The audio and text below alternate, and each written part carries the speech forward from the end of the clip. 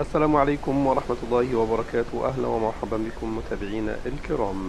ما زال الإنسان يعبث بالبيئة ويضرها أشد الضرر.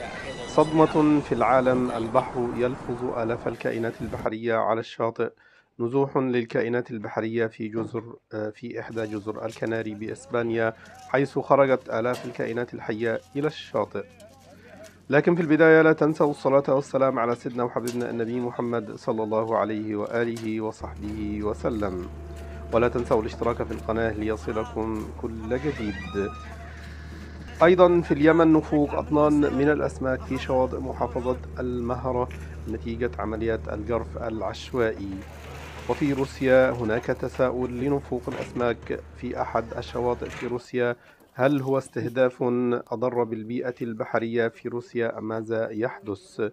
اليمن نفقت كميات كبيرة من الأسماك على شواطئ محافظة المهرة شرقي اليمن في ظل تصاعد عمليات الجرف العشوائي والجائر للثروة السمكية.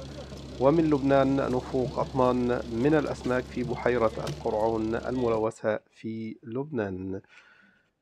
تعالوا إلى هذا الخبر من اليمن. نفقت كميات كبيرة من الأسماك على شواطئ محافظة المهرة شرقي اليمن في ظل تصاعد عمليات الجرف العشوائي والجائر للثروة السمكية. وقالت مصادر محلية لصحيفة المشهد اليمني إن أطنانا من الأسماك نفقت على سواحل المحافظة دون أي تحركات فعلية للجهات المسؤولة. وأضافت المصادر أن الثروة السمكية بالمهرة مهددة بالانقراض بسبب استخدام وسائل الاصطياد المحرمة التي تفتك بالمراعي السمكية. وناشد عدد من أبناء محافظة المهرة وزير الزراعة والري والثروة السمكية الأستاذ سالم عبد الله السقطري وقيادة السلطة المحلية وشيوخ وأعيان المحافظة بالتدخل العاجل لوقف عمليات الجرف العشوائي التي تصاعدت مؤخرا من خلال الصيد وأدوات الصيد الممنوعة.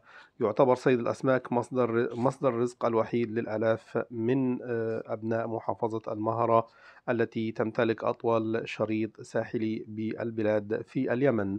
ما زال الإنسان يعبث بالبيئة ويضر بالأسماك هنا وهناك في معظم بقاع العالم. نجد كل يوم أخبارا عن نفوق أسماك، نفوق دلافين، نفوق حيوانات بحرية Малышева, الشاطئ откуда пришла информация о заморе рыбы.